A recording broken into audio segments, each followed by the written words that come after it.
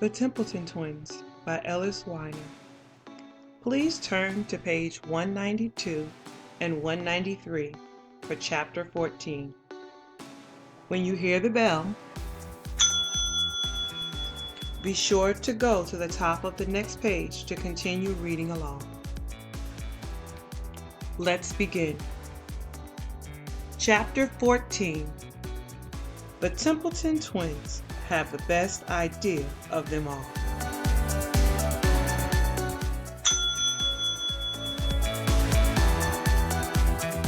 There was not exactly a bang.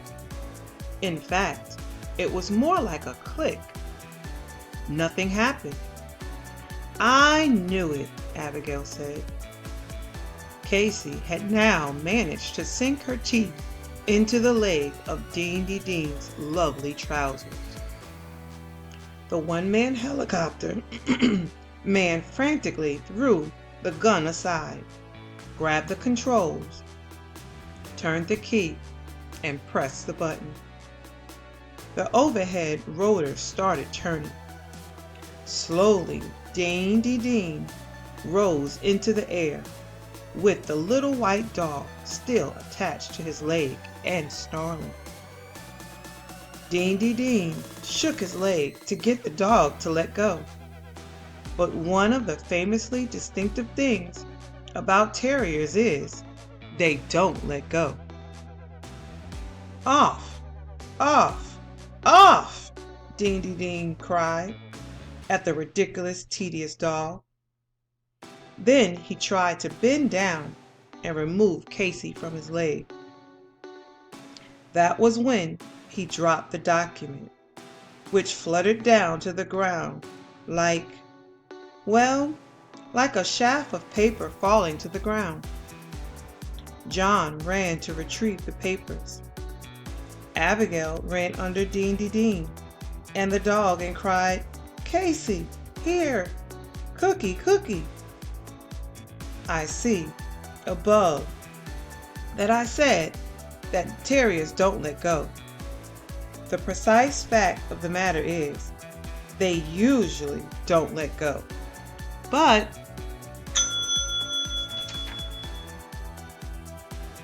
a terrier, like most dogs, will do precisely anything for a dog biscuit or a cookie.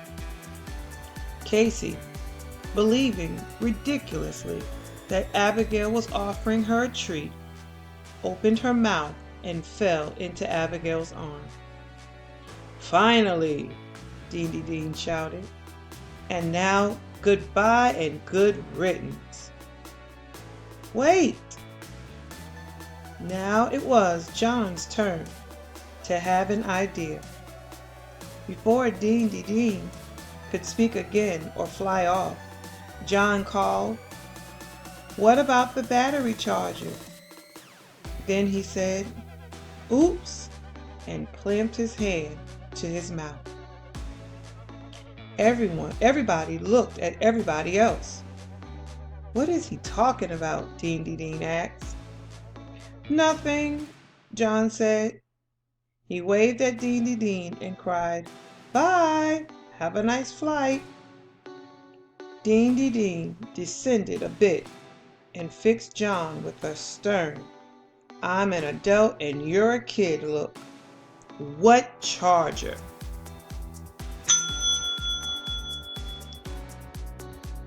John shook his head and waved his hands in a manner that suggested he was blabbing on about silly trifles. "Nothing.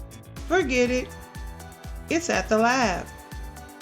He looked at his father very intently and said, "Right?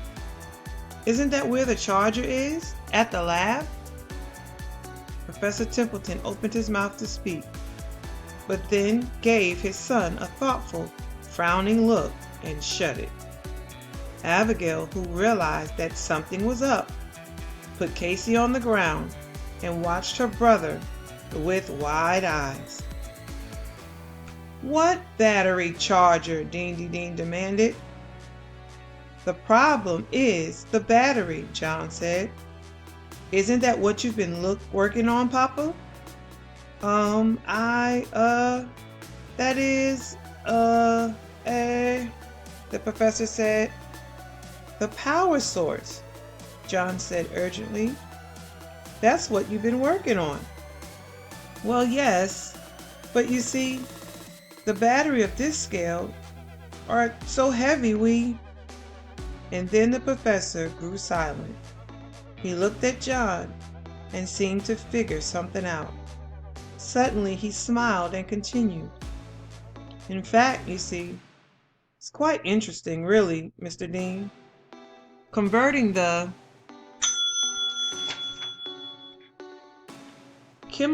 electrical energy of a battery into a kinetic energy of turning blades is the most cumbersome and challenging. Shut up, Dean yelled. Where is this thing? And why do I need it?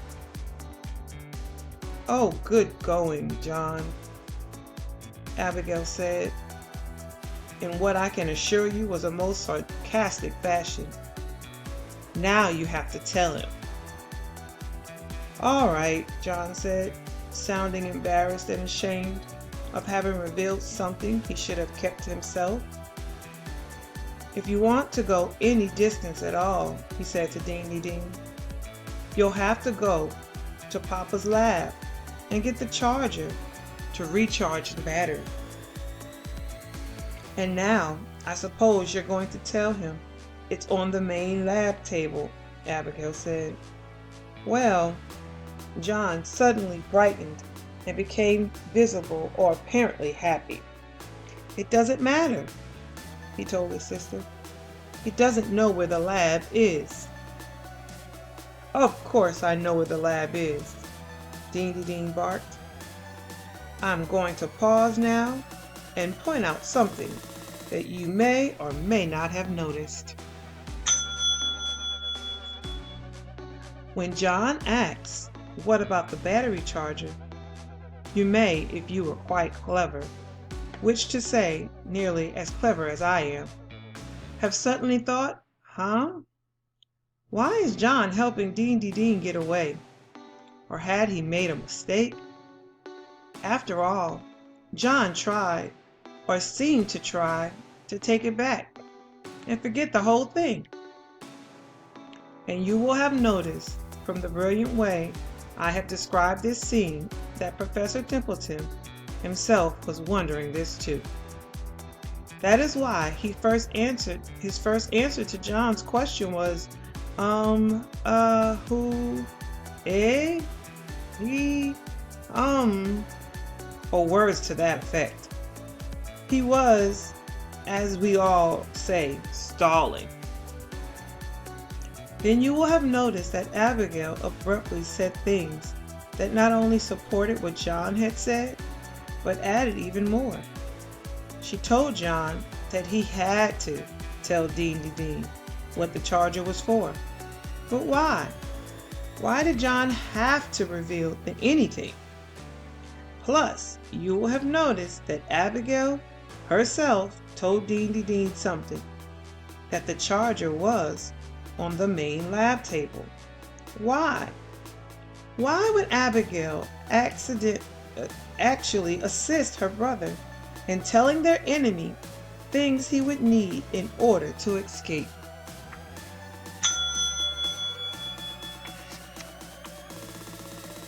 The answer, as you will see, is that Abigail realized what her brother had in mind, and she thought that his idea just might work. I don't expect you to know what that idea was. You would have to be even more intelligent than I am to be able to guess what John's scheme was. And I think the odds of that being the case are rather small, don't you? Thanks for the tip, kid, Dean shouted. I'm getting that charger, and then I'm gone. And he flew over the trees. Quick, John said, let's go. Wait, Abigail said, we need a plan. We don't have time to stand around thinking of a plan. We have to do something. John, we won't know what to do until we think of it first. Children, the professor said, you're both correct. But even if we had a plan, how could we go anywhere? He pointed to the metallic blue car. Dandy Dean has driven off with this car's keys. Oh, John said. Right. Unless... The professor looked thoughtfully and started walking toward the car. The Templeton twins traded a fast look. Then, because it didn't seem like a good idea to leave an actual gun lying around in the woods, John retrieved the actual gun. They ran after their father. Unless what? Abigail said. This is an old car, the professor said. I might be able to hotwire it. Now, Professor Templeton knew everything there was to know about engines and motors. If anyone could hotwire the car, I'm sorry, what? Is it possible you don't know what hotwiring a car means?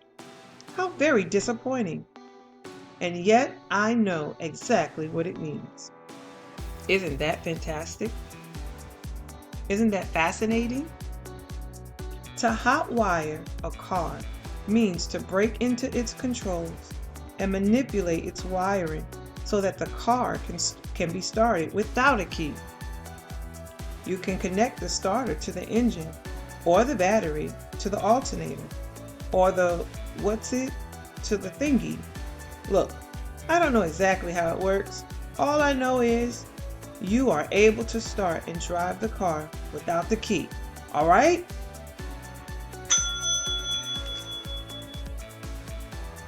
Good, John said.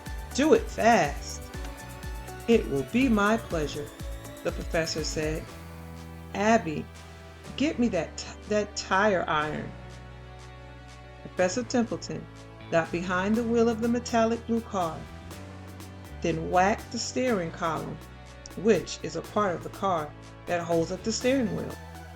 A panel immediately fell off the column, revealing all the wires and switches and things that make the car start.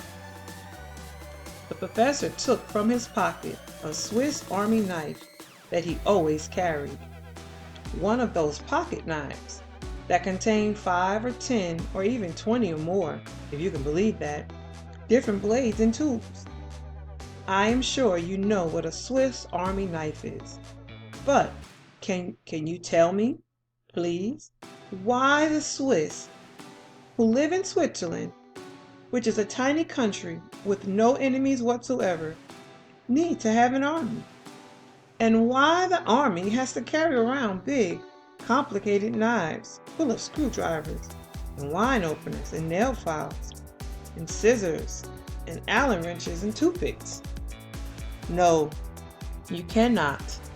Let's move on. The professor pulled out some wires, cut into them, and tied each to each other. And in less than 15 seconds, the metallic blue car started with a loud, deep roar. Click on Part 2 to continue reading Chapter 14.